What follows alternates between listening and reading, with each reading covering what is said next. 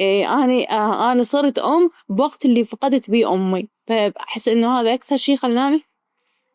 أنا دائما أقول أكو نساء عندهم قصص ما وراء الجدران. أنا زينة مو لأن كل شيء تمام، بس لأنه لازم أصير زينة. أرقى النساء العالمات وهاي إيش قد يوصلون ويصيرون، بس تبقى من تكون أم هاي بحث آخر. لازم نعترف بموضوع إنه أكو أمهات سيئات. دائما أشوف ماما أكو عندها أغلاط. إحنا اثنيناتنا يعني أشخاص إيجابيين، نضحك أغلب الوقت وهيجي. هو أنا أصلا حتى ما محتاجة إنه أتعامل، ولا محتاجة أبرر، ولا محتاجة أثبت إنه أنا شلون أربي ابني أو شنو المساحة اللي أنا مريت هي.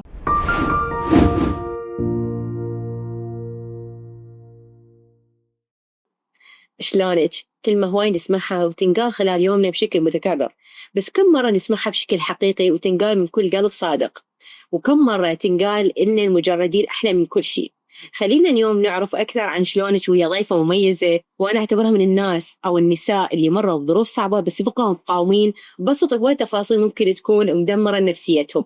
خلينا نتعرف أكثر اليوم وهي دنيا الجبوري. شلونك دنيا؟ زينة.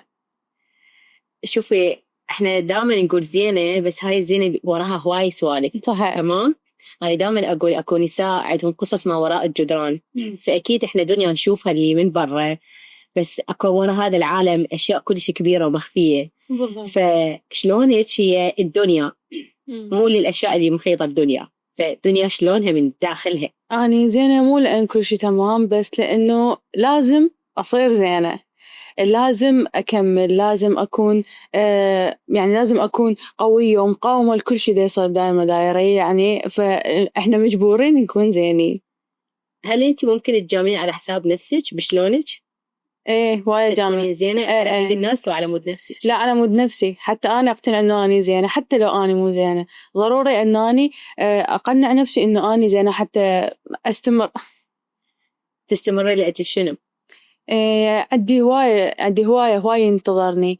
عندي ابني، عندي زوجي، عندي إخواني، عندي أختي، يعني فأنا يعني هواية عندي شغلات تنتظرني أكثر من نفسي حتى، يعني أحسهم أهم من نفسي. هل هذا الشيء مرات له علاقة بالرضا الداخلي والقبول اللي نحسه تجاه نفسنا لو تجاه الآخرين؟ إنه إحنا نكون زينين على مود الآخرين، بس إحنا نكون زينين إحنا حابين نفسنا فريتها تكون زينة. بالنسبة لي على مود الآخرين يمكن بعدني ما وصلت إنه أنا أكون زينة على مود نفسي، لأنه أحس بمسؤولية تجاههم، أحس بمسؤولية تجاه إنه هم يكونون بخير أكثر ما أنا أحس بمسؤولية تجاه نفسي. وهذا الشيء أدري يعني كلش غلط، وخاصة إنه أنا أحمل نفسي زيادة عن اللزوم. بس أحس ها طبيعتي، ما أعرف. شوفي طبعا سبحان الله مرات اكو اشياء جدا بسيطه. شلون هسه احنا من نقول شلون تقول انتم بطرونين، يعني هي كلمه يعني سؤال نمطي. هو ممكن عادي، بس هو ممكن كل شيء يزيح حم كبير، ممكن هو يخفف عنك اشياء ما تقدرين تحكيها. فمرات واحد يتصل بك يقول لك شلونك، اقول لك محتاج تساعدني بكذا شغله. شلونك، عندك كذا شيء، انتظرني خلي اجاوب. بس ما حد يقول لك انه شلونك انت زينه، انت فعلا انه شو اللي يصير وياك بالضبط. انت مجردة من كل شيء، بعيدا عن الشهادات اللي احنا ناخذها، بعيدا عن الانماط اللي احنا نعيش بيها والتكرارات اللي موجودة بحياتنا. فهي هاي الفكرة مال انه شلونك. فدنيا اليوم من نشوفها انه هي دا تتحمل مسؤولية كلش كبيرة، وتقول انا دا اتحمل مسؤولية. زين من دا يتحمل مسؤولية الدنيا؟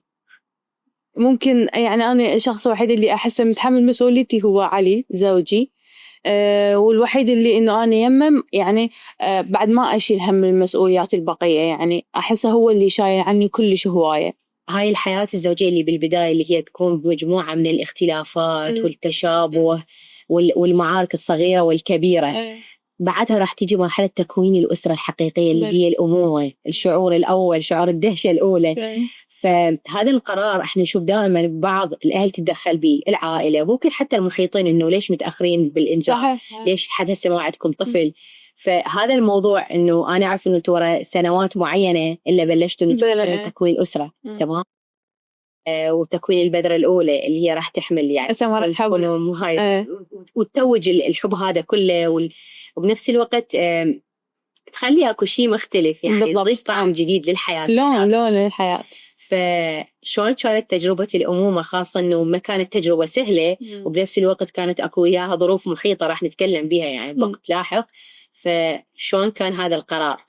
أنتِ قلتِ إنه على مود تدخلات المحيط تدخلات العائلة بقرار الإنجاب، يعني للأسف هسه مجتمعنا إنه يعني يفرضون نفسهم ويدخلون بأمور خاصة جدًا خاصة، يعني هاي الشغلة الزوجين هم وحدهم اللي إلهم حق يقررون إن هم إيش وقت يقدرون يسوون طفل، إيش وقت يكونون مستعدين حتى يكونون هاي العائلة، لأن هذا الشيء مو سهل. يعني أنا من أجيب طفل للحياة لازم أتبنى كل الظروف إنه يعني أكون مهيئت له كل شيء. فيعني أنا بالنسبة لي أنا وعلي إحنا يعني ظلينا فترة طويلة إلا سوينا طفل، لأنه 4 سنين إلا سوينا طفل، لأنه إحنا ما كنا مستعدين. أنا كنا ناويين إنه إحنا نستقر ونستعد حتى إحنا من يجي الطفل. تستقرون من يا ناحية؟ استقرارنا أول شيء استقرارنا إحنا كنا نتنقل بسكن استقرار. ثاني شغلة عملنا كان كلش همتين متنقل أكثر من مكان، فالطفل ما أريده يتشتت، ما أريده يجي يكون متشتت ويتنقل من مكان لمكان. كلش مهم هذين الأمور بالضبط. يعني حتى إنه يكون أنا وعلي إنه خلاص إحنا واحد يعرف الثاني، أنا حافظته هو حافظني. فمن إجا الطفل مثلا شايفة إنه المرأة بالفترة الحمل تمر بهواية هرمونات وتغيرات كلش هواية، فهذا الشيء راح يأثر إذا هم كانوا يعني بعدهم بالعلاقة تجدد وهذا يعني شلون راح يتقبل كل الهرمونات. أكو شراكة حقيقية بهذا الموضوع، يعني أقصد من ناحية الشراكة اللي هي مساعدة فترة التحمل، خاصة التغيرات اللي تمر بيها المرأة فترة الحمل تكون كلش مختلفة عن الشيء الطبيعي، وبنفس الوقت تكون حساسة جدا بشكل مفرط يعني مو بشكل عادي. وأنا سمعت إن أنت شوية مرات نحيسة بالأشياء، فهاي الأشياء شلون يعني تحايشت وياها؟ شلون راح تتقبل هاي الفترة؟ علي إنسان يعني ما أعرف شلون أوصفه، بس كلش يحبني. مرة من المرات قعدت بالليل أبكي، أريد أروح لأهلي وخابر لي أخويا يجي ياخذني، ما أريد أنت توصلني، إذا توصلني راح تبقى وياه وأنا ما أريدك تبقى وياه، أنا أريد أبقى وحدي هناك على الدهل. يابا بس قولي لي شكو شنو اللي صاير، احكي لي سولفي. لا أريد أروح لأهلي وأبكي من كل عقلي. وهو ظل قال لي ما يخالف، بس إيدي بس قولي لي شنو ناوي يروح الغرفة الثانية ويرجع يقول لي أنا ما أقدر أفارقك، يعني صعبة علي أوديك. تحسين إن المرأة بهاي الفترات تحتاج احتواء وتحتاج هم شوية تكون عندها مساحة معينة اي نفسها. هو أنا حسيت إنه أنا أحتاجها، صعب تعبر عنها صح؟ صعب توصلين هاي كلش هاي الفترة حساسة تكون. بس بنفس الوقت قد ما أنا كنت رايدة أبقى وحدي قد ما هو كان مصر إنه ما يخليني وحدي، ويقول لي أبقي هنا بالغرفة ارتاحي واهدي، وأنا هسه كل ساعة أجي شنو اللي تردين أسوي إياه. بعدين إنه أنا صفاني خلاص هديت، قلت أنا ليش كنت أسوي، يعني أكو تصرفات تطلع من عندنا إحنا أصلاً يعني أصلاً ما مفكرين بيها. إحنا عندنا تفاصيل مرات المرأة ما تفهمها بنفسها، اللي هي المشاعر مشاعر مؤقتة، وأكو هي مشاعر تكون بسبب المحيط أو الظروف اللي تكون موجودة، وأكو مشاعر بسبب الجسد أو اللي إحنا نسميه ذاكرة الجسد المشاعري اللي إحنا نحس بيه واللي نشعر بيه دائما هو اللي يأثر بينا. وهذا شيء ترى حقيقي، يعني حتى علميا مثبت إنه إحنا لأن هرموناتنا هي اللي تتحكم بمشاعرنا، لكن مو دائما الهرمونات هي السبب، يعني حتى نكون منصفين بحق المرأة. يعني نشوف دائما من ندب اليوم يلا عفوا هاي هرمونات اليوم ما أدري إيش بيها علينا اليوم كذا. أحس هذا همين هو مو استضعاف إلها، بس بنفس الوقت إنه المرأة بطبيعتها هي إنسانة عاطفية بس لازم تحترم هاي العاطفة، ولازم المقابل يقدر هاي العاطفة اللي تعبر عنها. لهذا إحنا دائما نقول لا تعاني من تخمة المشاعر، إنه أنت عبر عن تريدي احكي سولفي تراكمات، يعني هاي اللي يعطب إذا تريدين تعزليني نعزلي، بس ما إنه أنت تبقين ساكتة وكابتة، وخاصة فترة الحمل فترة كلش مهمة. تخيلي إنه هاي مشاعر ممكن تنتقل كلها للطفل، يعني مرات شايفة إنه هذا الطفل إجا هادئ وهذا الطفل ممكن إجا بس يبكي وصوته ما يدي يسكت، لأن هي الأم أصلا ما مرتاحة نفسيا، فهي أصلا مشاعرين بدها تنتقل لها هاي المشاعر. فهاي الفترة كلش مهمة. أنا دائما أقول الرجل ضروري يهتم بالمرأة، هو أهم شخص بهاي الفترة، أهم شخص موجود بهاي الفترة. يعني أنا ابني كل الوقت يضحك، كل الوقت يضحك، لأنه أنا بفترة الحمل مالتي كنت كلش مرتاحة. يعني علي ساعدني بهواي أمور، كل شي ساعدني. ما تعبت يعني هواية. آخر شهرين يعني تعبت بيهم بسبب الظروف اللي صارت وهيج. بس أنا بالفترة اللي بالبداية كلش كنت مرتاحة، وهو كلش كان مساعدني وشايل عني مسؤولية كلش كبيرة. بعد حتى ما كنت أفكر بهواي الأمور. انتوا عندكم تقسيم الادوار بشكلها الصحيح. بالضبط. انه الرجل رجل وماخذ دوره الحقيقي، صحيح. والمرأة مرأة ماخذة دورها الحقيقي. أنا صراحة أؤمن بالعدالة، لأن أحس إن المرأة لها أدوار معينة وما يصير تثقل كاهلها هواي أمور، والرجل له دوره اللي هو مسؤول. شوف المرأة قد ما توصلت تاخذ شهادات، فإحنا دائما نشوف نطلع دولة اللي يقولون كوني امرأة قوية ومستقلة، بس هو ممكن الإنجاز الحقيقي اللي يكون إليه هي تكون عائلة صالحة وتربي أولادها بشكل صحيح. هذا شيء كلش صعب. أنا هاي أي وحدة تقدر لي. صحيح. أنا هاي المفاهيم ما كنت أدركها أو ما كنت فهمتها، بس ورا ما صرت حامل وورا ما صار عندي طفل عرفت إنه هذا أنا أهم دور ممكن أسويه بحياتي. يعني حرفيا أهم شيء أنا سويته أحسه صدق إنجاز هو إنه أنا كونت أسرة، وإنه أنا أكون مسؤولة من طفل، وكل شيء بيه يعني يريد بس يكون أمان ومصدر أمان لهذا الطفل. طبعا لازم تكونين قد هذا القرار، لأن بنفس الوقت تشوفي مع الأسف بعض الأهل أو الآباء، يعني الأم والأب من يكبر ابنهم دائما يسمع إحنا تعبنا عليه، إحنا ربيناه، وهذا الشيء كلش غلط. وهذا مسؤوليتك إنه أنت ما دام أخذت قرار إنه تخليه يكون موجود بهاي الحياة، هذا قرارك. أنت من مسؤوليتك إنه أنت توفر له البيئة الصحية والصح. فشوف اليوم أغلب ليش إحنا مرات نشوف هواي حالات مشردين، تفكك أسري، عدم تفاهم بين العائلة، مشاكل كلش هواي. صح، هاي التفاصيل كلها ليش؟ لأن العائلة أصلاً بدها تفكر إن هي أوكي هذا تكون مسؤولة عنه وتوصله مرحلة معينة، بس هي تبقى وكل سلوكه هي انعكاس لهم، يختار حياته اللي يريدها. فشوفين مرات حتى الآباء يعني ما يفكرون إنه خليني أحترم اختياراته بس أكون مرشد عليه بس من بعيد، شايفة؟ ما أخلي محيط أنطي مساحته.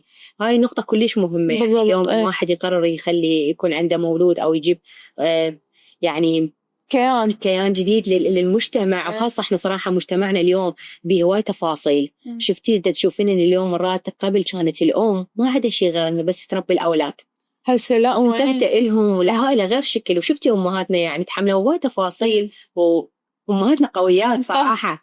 شوفي هسه تشوفين هي بعد بعمر صغير تعبانة بيها هواي تفاصيل، مريضة ما عندها خلق، وبس بيجي تنطي الموبايل. اليوم صارت الريلزات، ثقافتنا اليوم بالمجتمع السرعة تكتسب بالسوشيال ميديا. الشيء كلش كارثة طبعا كلش صعب، وخاصة إنه صعب إنه هي تعلم نفسها شلون تربي الطفل، تعلم نفسها إنه شلون تحميه من هذا التطور اللي دا يصير. التطور هو يعني سلاح ذو حدين، يعني بإيجابي وبسلبي. مثل ما إنه هو راح يفيده، بس بنفس الوقت ممكن يضره ويضره بهواي أمور. وإحنا هسه يعني الشاشة كل شيء قامت توصل لنا، يعني على قولتك إنه يعني الريلزات والهذا دني زمن السرعة راح تأثر على عقلية الطفل، راح تأثر على سلوكه. ما راح تكونين أنت المصدر الوحيد إله، لا راح تكون عنده هواي مصادر. فأنت لازم تعرفين المصادر اللي تنطي المعلومة شنو هاي المصادر. لازم تعرفين شلون تتعاملين ويا الشغلات اللي هو يستخدمها، حتى على الأقل حتى على الأقل قد ما تقدرين تعرفين شلون تثقفيه فكريا، حتى مشاعريا شلون يعرف يعبر. حتى الطفل ما يكون إنه خلص بس ويا الشاشة. دائما نقول يعني نتمنى أكو عندنا في مراكز بها تأهيل أو للمزوجين، هاي دوراتهم. نعم. وبما إنه هاي المناسبة إحنا نحب نشكر بيبي جوي لأن دا يسوون هذا البودكاست الحلو اللي يكونوا برعايتهم، واللي هو كلش أنا أشوف مهم اليوم. كلش مبادرة حلوة وكبير، ومبادرة حلوة إن هي تثقف الأسر سواء العراقية أو بنفس الوقت العربية اللي جدد. هذا الشيء كلش مهم، إنه إحنا محتاجين هيك برامج اليوم تسقل الثقافة اللي تدمرت بسبب السوشيال ميديا. صحيح. أنا أشوف اليوم إحنا محتاجين نساء قدوات حقيقيات في المجتمع صراحة، سواء بالسوشيال ميديا بس تكون حقيقية ويحشون تجاربهم الحقيقية بدون مثالية. يعني إحنا نشوف اليوم الأغلب قام يروح الاتجاه، ممكن اليوم وحدة ما تكون مسؤولة عن تكوين أسرة، بس ممكن شافت وحدة سوت طفل وشافت ترند يصير، صح. أو علاقات زوجية نشوفها إنها تكون بشكل كلش يعني صوري. يعني بشكل كلش مصور، بدي يحتفظون بلذة الأشياء. شو رأيك بهاي التفاصيل اللي تصير بالسوشيال ميديا؟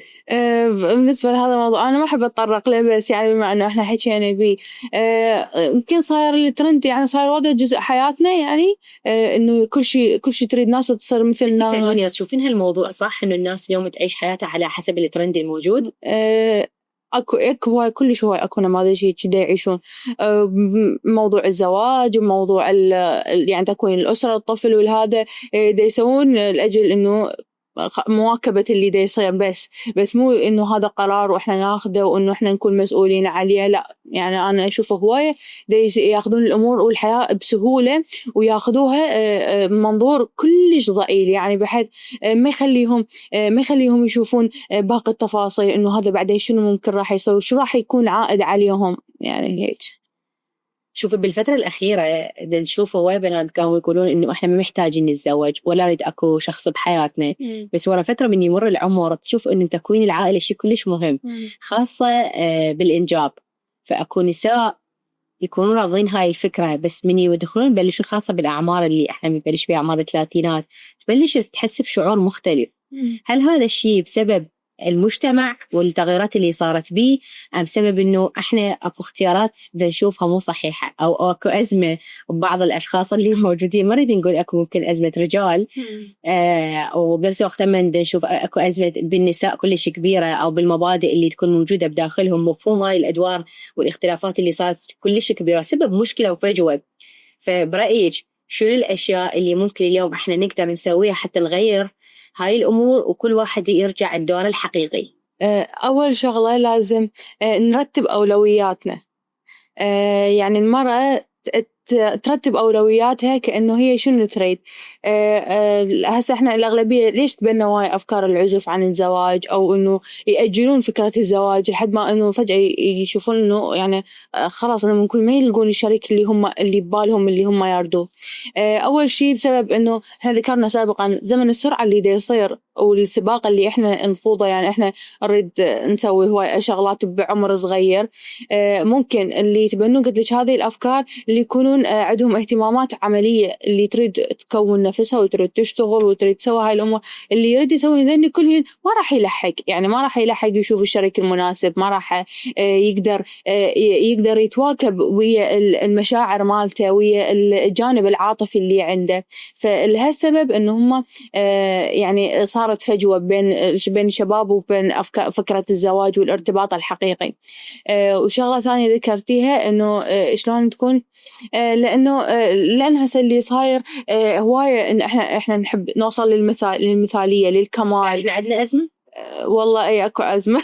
أزمة حقيقية همين، كلش أكو أزمة همتين بالبنات اللي يكونون يعني أنثى، اللي تكون أنثى تفهم دورها بالحياة، وبالرجل اللي يكون رجل ويكون عنده مسؤوليات ويكون قد هذا الشيء. هسه الزوج حتى البنية هماتها، الرجل يريد كل شيء متوفر له ويكون بسهولة يجي، والبنية كذلك، البنية معلية سقفتها وطموحاتها بحيث إنه هي تريد كل شيء يكون الزوج هو يوفر لها، كأنه ما مصباح علاء الدين تريده كل شيء يجيها جاهز.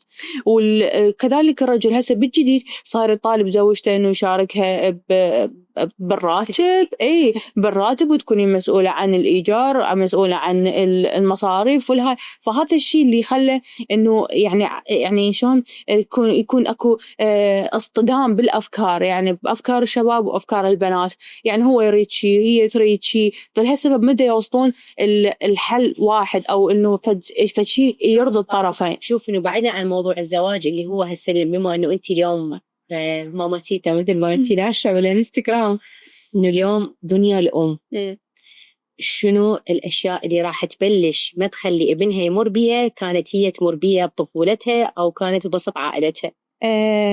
أكثر شيء أريده إنه المشكلة إنه هو لأنه ولد، فهو لا إراديا، وخاصة إنه هو راح يكون أول واحد كبير، فراح يكون هو شخص مسؤول. بس بنفس الوقت أنا ما أريد يعيش وتحمل المسؤولية بعمر صغير. ممكن إنه أنا عشتها بسبب إنه أنا أول واحدة إنه أنا كبيرة، وشغلة ثانية لأنه أنا والدي هماتين توفوا وأنا بعمر صغير، فحسيت نفسي إنه أنا مسؤولة ممكن إنه هو أصلاً إنه هم ما محملين المسؤولية، بس هذا الإحساس نابع من داخلي إنه أنا مسؤولة. فأحس أريد أخفف هذا الشيء على ابني، يعني أنا ما أريد يحس بالثقل اللي أنا حاسته أو بالأوفر ثينكينج اللي أنا أمر به. فهاي النقطة كلش مهمة. وشغلة ثانية أريد يتعلم من أبوه الوضوح بالمشاعر وشون يعبر عن مشاعره. هاي كلش مهمة لأنه علي كلش يعرف يعبر عن مشاعره. هاي شغلة أنا أعاني منها، أنا ما أعرف أعبر عن مشاعري. هذا تشوفين هذا الموضوع هو بسبب التربية؟ أي طبعا كلش بسبب التربية. ينطون مساحته للطفل، يقول يعني يعلمون أولادهم لا تبكي وما يصير صح، مو هيك اثقل، خاصة حتى الرجل بتربيته إنه المرأة لازم كذا تسويها، خالين معايير مو صحيح. صحيح، سببت مشاكل كلش سببت لهم مشاكل الكبر. أي يعني هو هذا السبب اللي يخلي الرجال إنه هو يتسلط، الرجال اللي يتعامل بعنف ويا يعني المحيط مالته. فهو هذا السبب إنه هو ما عايش طفولته، ما يعرف يعبر عن مشاعره، ما يعرف شلون يتعامل ويا الأحاسيس اللي تجي، ما يتعامل وياها بغضب، ما يتعامل وياها بكتمان بحيث إنه هي تطلع بغير أمور. فهذا الموضوع كلش مهم. أحس إنه أنا أريد أكثر شيء أغرسه بابني إنه أريده يعرف شلون يتعامل، يعرف شلون يعبر عن مشاعره. ضايج يقول أنا ضايج، أنا متأذي أقول أنا متأذي، أنا متألم أقول أنا متألم. ما أريد يكبد بداخله ولا أريد يكذب على نفسه إنه أنا حتى إذا أنا مثلا متأذي بس أنا ما أريد يقول إنه أنا زين بس لأنه هو ولد. لا، حتى إذا ولد أحكي عن مشاعري، أقول أنا شنو أمر بيه يعني هيك. طبعا احنا نشكر بيبي جوي على بودكاست شلونك اللي راح يخلي اليوم المساحة للمامي أو الأمهات أو البنات إنه يعبرون أكثر عن نفسهم، المجردة من كل شيء. بالضبط. المجردة من الأستاذة والدكتورة والمحامية والطبيبة، إن تكون هي بحد ذاتها كيان واحد مجرد تقدر تعبر عن نفسها. فأنا أشوف هاي المساحة كل مرة اليوم محتاجتها. هسه إن شاء الله شوف إحنا قد مرات ممكن نشوف إنه أهلنا يضبطون علينا والأم دائما نقول أمنا ما تفهمنا وشي، بس كل ما نكبر بالعمر شوف إحنا نسخة من أمهاتنا، نسخة مصغرة، نقلد تصرفاتهم، مرات نحمل أطباعهم، ومرات حتى خوفنا وتعاملنا كنا نفهمهم أكثر. نعم. ليش؟ يعني الأم مرات المشاعر اللي تحسها وكل ما نكبر بالعمر تكون مختلفة عن نحسها من إحنا وحدنا. أو مرات هي مجرد بس وقفتها بالمطبخ، شايفة مرات تقول المرأة دورها المطبخ أو ما أعرفش، هي بس هذا الشيء هو هاي المسؤولية بحد ذاتها يعني. طبعا. هي أصلا الأرقى النساء العالمات وهاي إيش قد يوصلون ويصيرون، بس تبقى من تكون أم هاي بحث آخر. لأن هي أم التربية مو سهلة. صحيح. هذا وقتنا التربية مو سهلة طبعا. فالمجتمع اليوم من يضغط على الأمهات أو يقول إنه أنت أم سيئة، إحنا لازم نحترف الموضوع إنه أكو أمهات سيئات، أكو أمهات ما تربي، ما تحمل المسؤولية. ترى الأم هي مو اللي تنجب فقط طبعا، أم اللي تربي، اللي تزرع كيان، تزرع الأشياء الحقيقية داخل البنية، خاصة اللي مو إحنا مركزين على المجتمع النساء بمواضيعنا هذه، وخاصة على الحياة الزوجية وحياة الأم. فاليوم هل هي دنيا نسخة من أمها؟ قبل ولادتي ما كنت أفكر بهذا الموضوع، لأنه كنت دائما أشوف ماما أكو عندها أغلاط، كنت أشوف دائما عندها تتحمل هواية وتسكت هواية، وأحس إنه هذا الشيء كنت أشوفه غلط.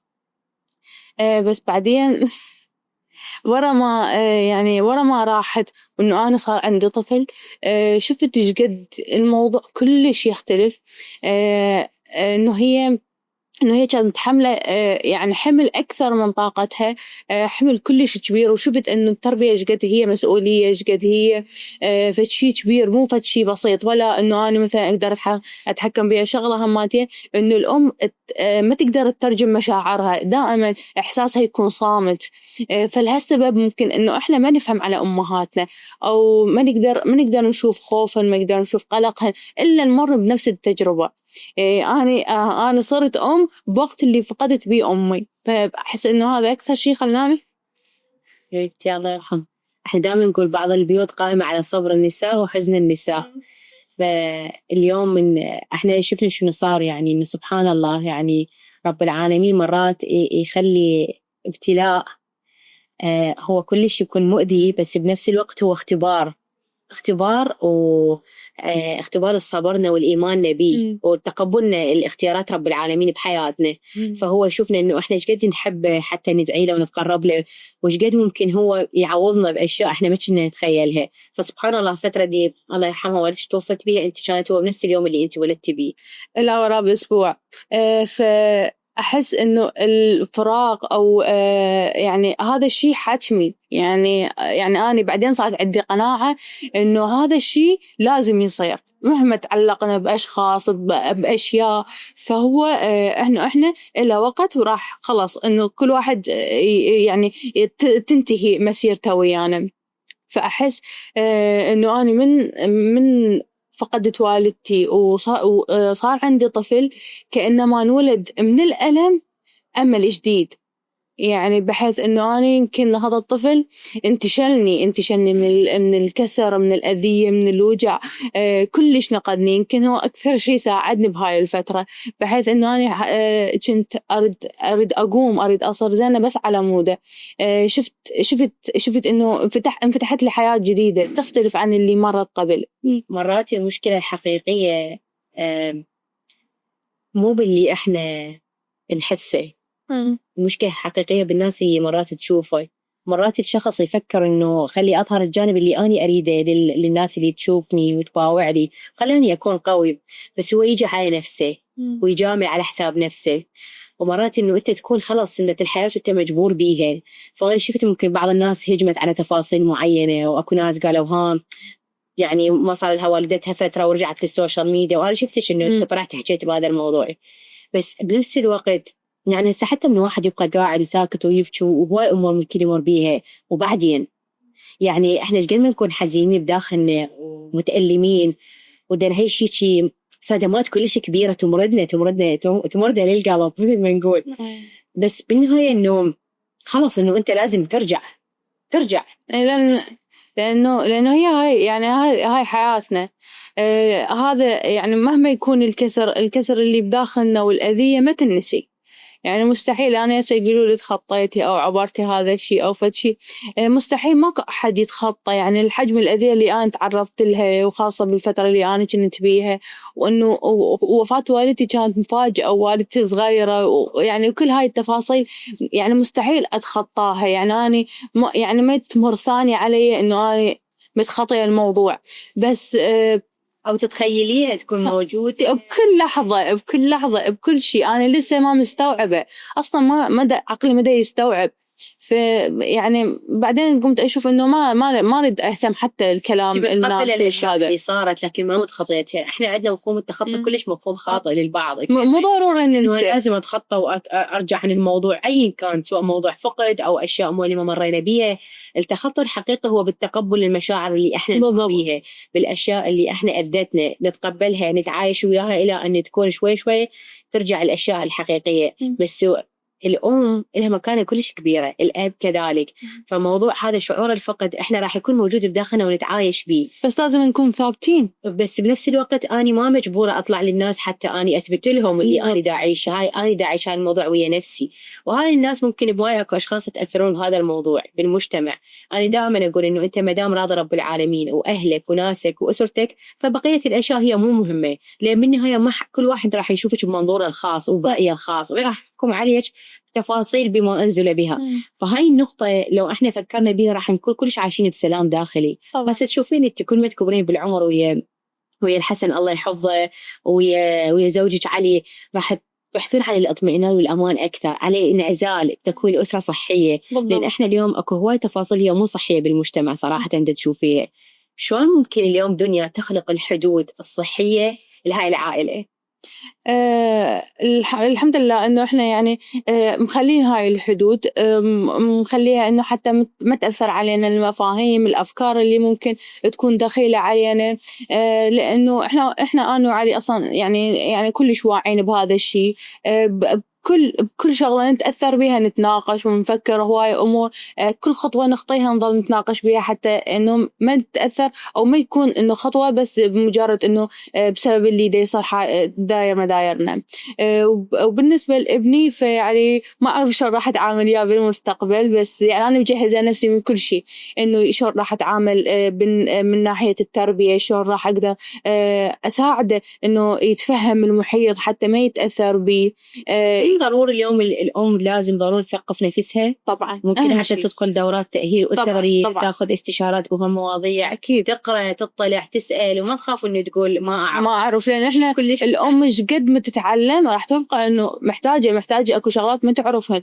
أو حتى يعني أنا دائما أقولها الأم لا تفكر إنه هي أم سيئة، لا أنت دا تحاولين دا تتعبين، لا تحاولين توصلين للكمال والمثالية لأنه مستحيل نوصلها.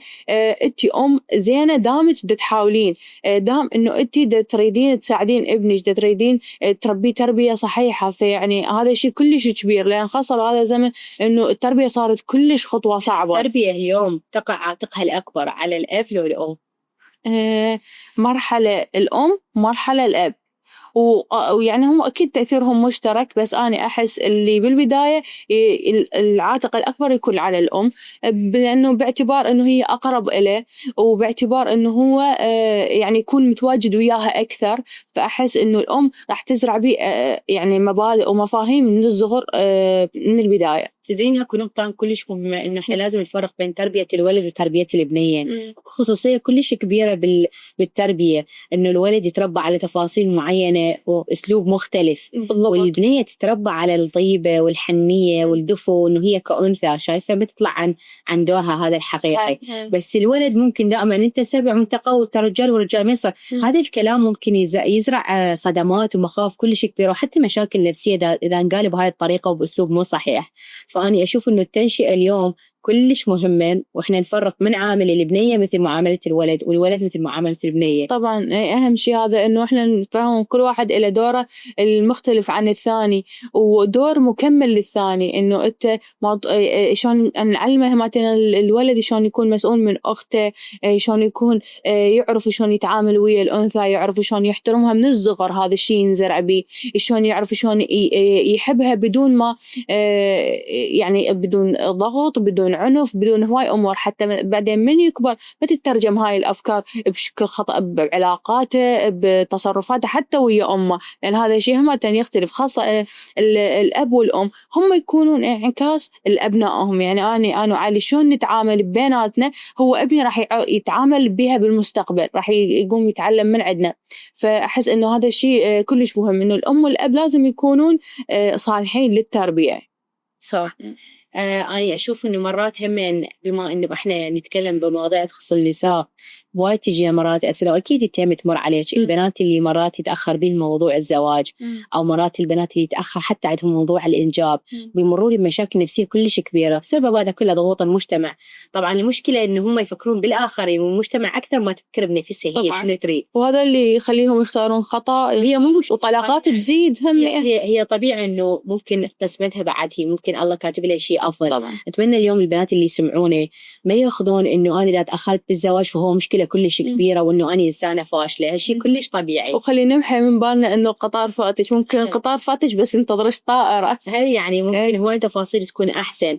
موضوع الإنجاب هم يعني خطية، هواي نساء يمرون مشاكل نفسية وحتى حالات طلاق بهذا النقطة. صحيح. يعني ممكن الشريك الحياة هو ما يتقبل هاي الموضوع بسبب إنه أهلي وأمي وأمك، هاي الأشياءات اللي إحنا تتحكم بينا. أيوة، أكو أمور مو بإيدنا أصلاً، يعني هاي شغلات خارجة عن إرادتنا. يعني أنا إذا أريد أصير أم مثلاً وأنا ما أقدر أو عندي مشاكل صحية، أنا مو بيدي، يعني هذا الشيء مو، يعني أنا مو بيدي هذا الموضوع. وحتى موضوع الزواج، يعني إذا أنا مثلاً ما لقيت الشخص المناسب، يعني أنا أكيد ما راح أجي أتزوج أي شيء بس حتى إنه أرضي المجتمع أو عمري فات.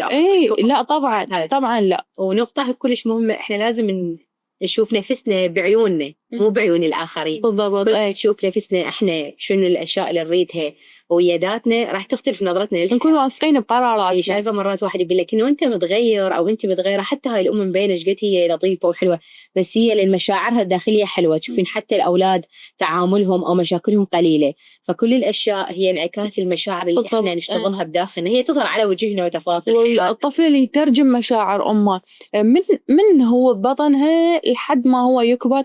الطفل يترجم المشاعر، يعني حتى من غير ما أنت تحسين بيه، من غير ما أنت تقولي له، بس هو يترجم مشاعر. يعني أنا يمكن أكثر شغلة اللي خلتني إنه يعني ما أعيش الحزن بعمق، إنه أنا ابني ما يتأثر بهذا الشيء، لأن هذا طفل أنا مسؤولي، أنا ما طول جبته، هذا أنا مسؤولة عنه. يعني أنا مشاعر راح تأذي له، راح تأثر بيه، راح بعدين ممكن إنه تسبب عنده عقد نفسية. فيعني هذا الشيء ما كان كلش إله حافز إنه أحافظ على مشاعر، أحافظ على انعكاسي قدامه.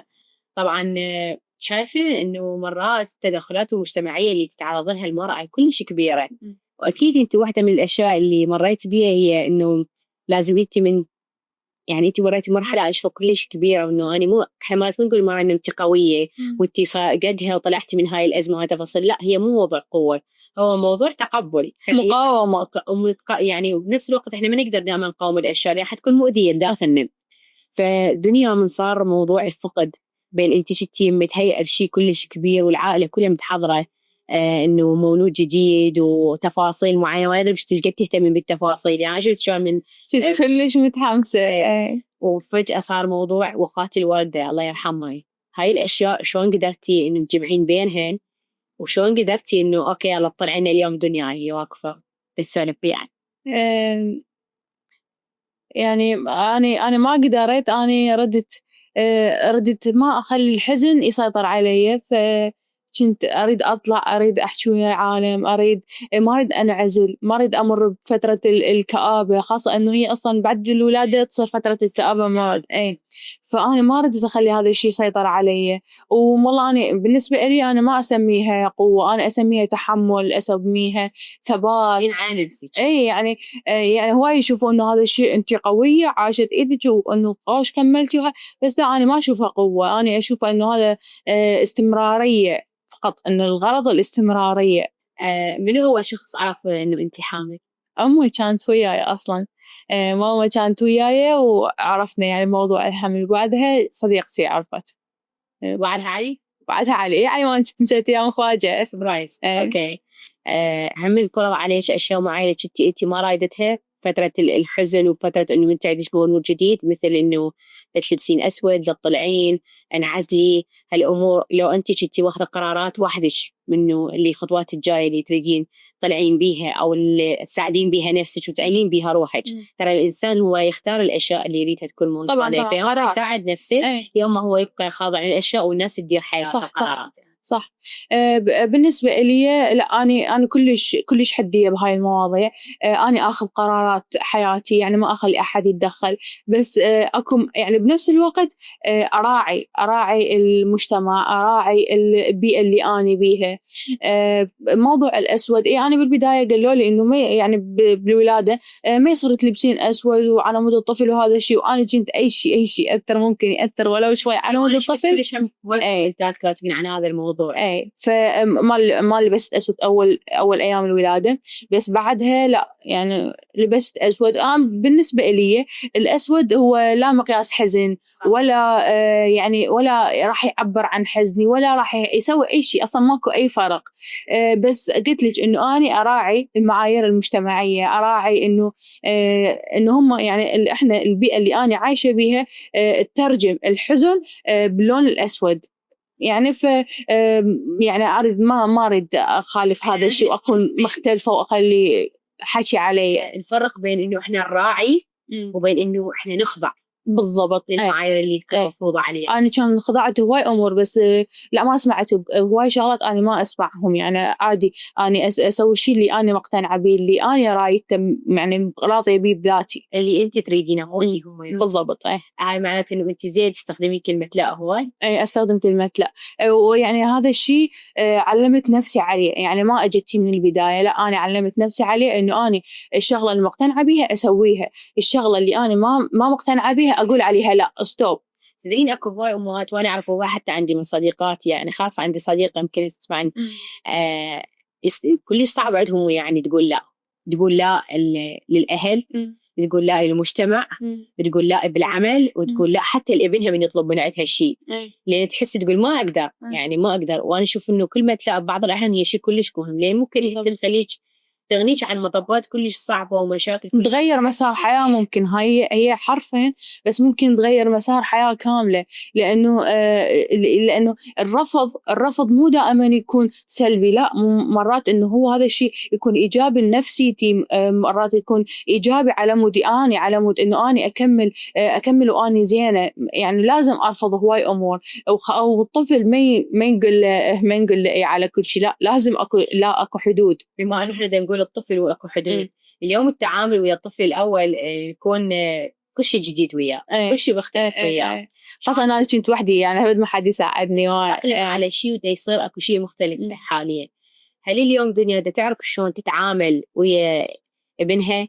هل تحتاج إنه هي تتعلم هواي أشياء حتى تعلمها؟ أنا أشوف اليوم المرأة المثقفة الواعية الناضجة الأم لازم حتى تنتبه على تصرفاتها بعد، لأن هو يلتقط كل الأشياء من عندها، الكلمة، الحرف، الأم كلمة وأثر، فأثرها لازم يكون كلش دقيق ويا المولود الأول حتى ما يترجم هو إله. شلون تتعاملين وياه؟ شوفي مريم، الحياة بعد الولادة شيء وقبل الولادة شيء، سيكولوجية الجسم كلها تتغير، يعني أولوياتش تترتب، يعني مو مثل ما أتي قبل. مثلا أنا بالبداية كان عندي شغلي، كان عندي حياتي هواي، يعني هواي شغلات عندي مهمة، بس ورا ما إنه أنا يعني ولدت صارت عندي الأولويات هو ابني.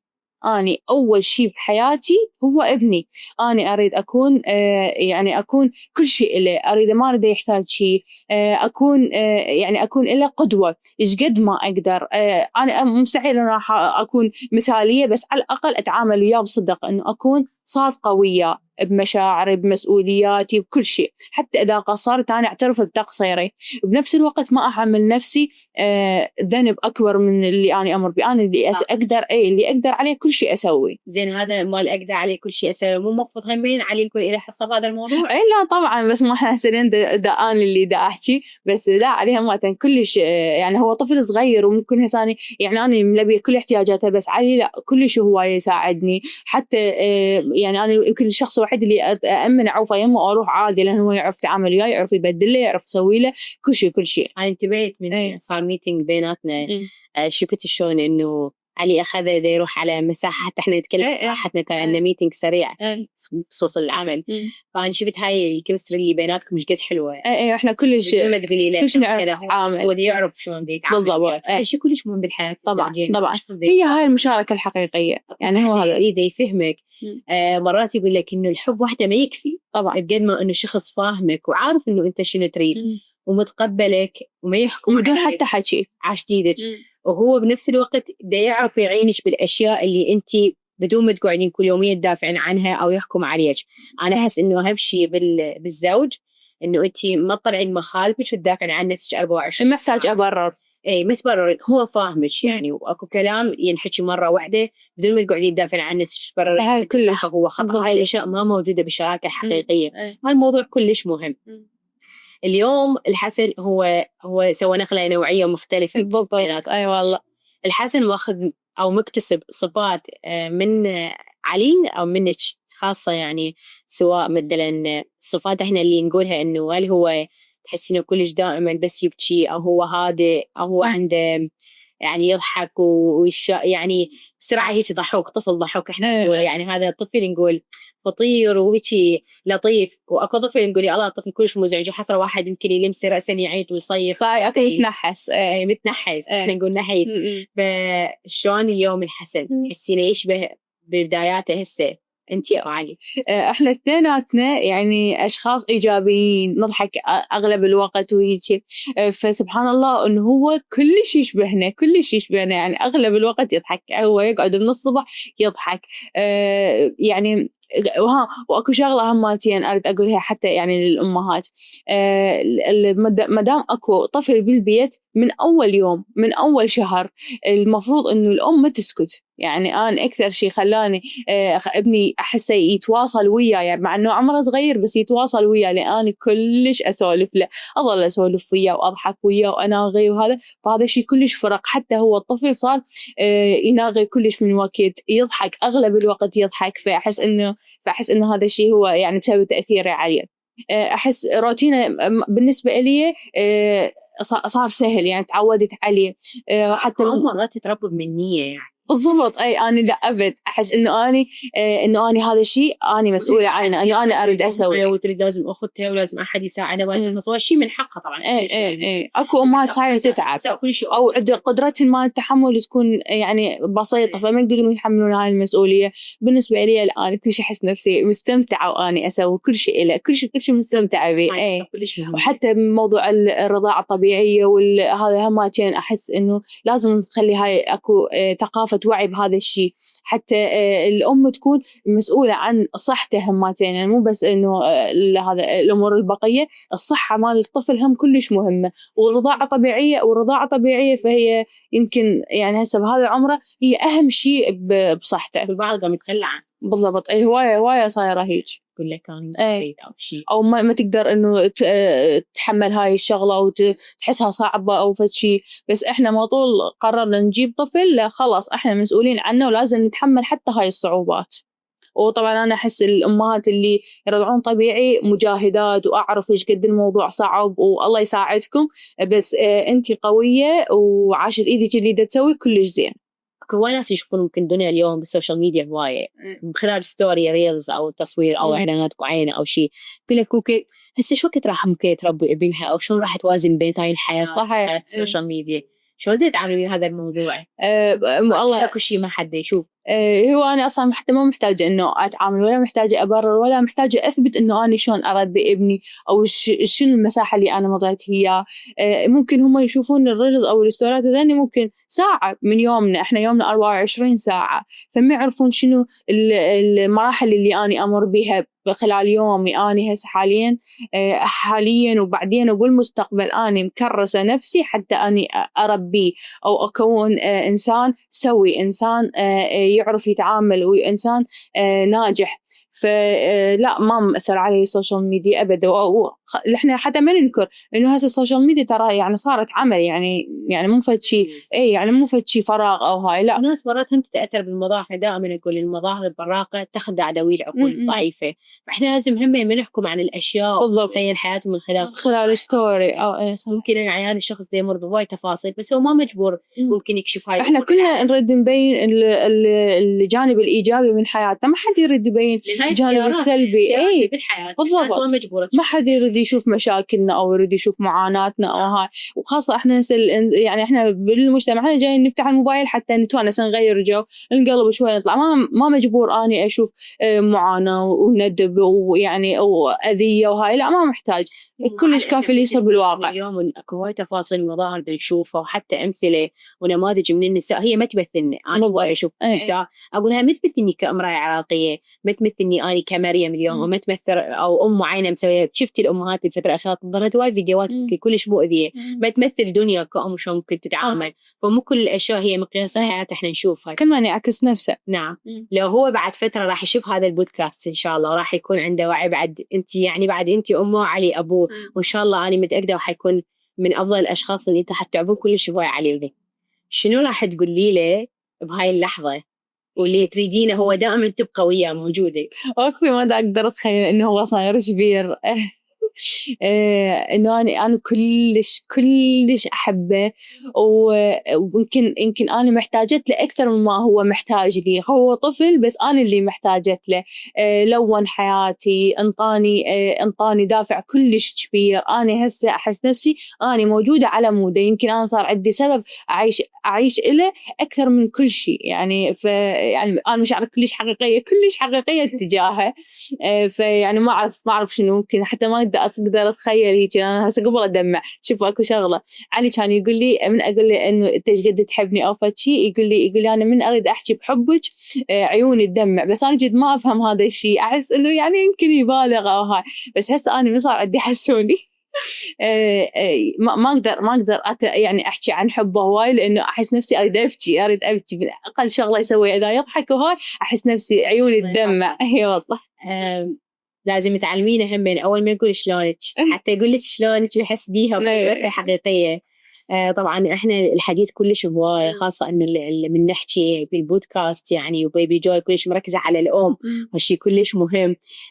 لأن إحنا اليوم محتاجين برامج حقيقية يكون عندها وعي كبير يعني بتربية الأسرة والمفاهيم، ونظهر للمجتمع العراقي نموذج حقيقي للتربية، وإنه أكو بعد عندنا مبادئ ثابتة، وإنه بعدنا واقعيين. إحنا معاشين بعالم الواقع وعالم السوشيال ميديا وعالم المظاهر الخداعة والعالم الوردي اللي تنشوفه. إحنا من نص بيوتكم صح، وإحنا أصلاً نعيش حياة طبيعية يعني، ونتعامل بمشاعرنا بشكل طبيعي. صحيح. فشلونك هو مو بس مجرد راح يكون بودكاست، هو راح يكون مجرد للمثالية هم. نعم، حتكون أنا أشوف إنه شلونك هو قصص لنساء ما وراء الجدران اللي يحجون عن اللي بداخلهم ومساحتهم الخاصة اللي يعبرون بها عن ذاتهم بشكل حقيقي وواقعي. طبعا كلش أشكرك على هذا البرنامج، كلش حلو، كلش تونست وياك. وأشكر بيبي جوي على هاي المبادرة، لأنه يعني انطاني مساحة وقدرت أسولف وأنا مرتاحة. فيعني كلش شكرا حبيبتي. إن شاء الله نلتقي بودكاستات أخرى إن شاء الله. إن شاء الله أكيد إن شاء الله. وهنا حتى نعرف إن شلونك هي مو مجرد كلمة عابرة نسمعها، وخاصة إذا قالت الأم تشتغل على نفسها وعلى أبنائها وتكون أسرة صالحة ومجتمع حقيقي واعي وناضج. نشكر بيبي جوي على هاي المبادرة الحلوة، ونشوفكم بحلقات أخرى ونشوف شلونك.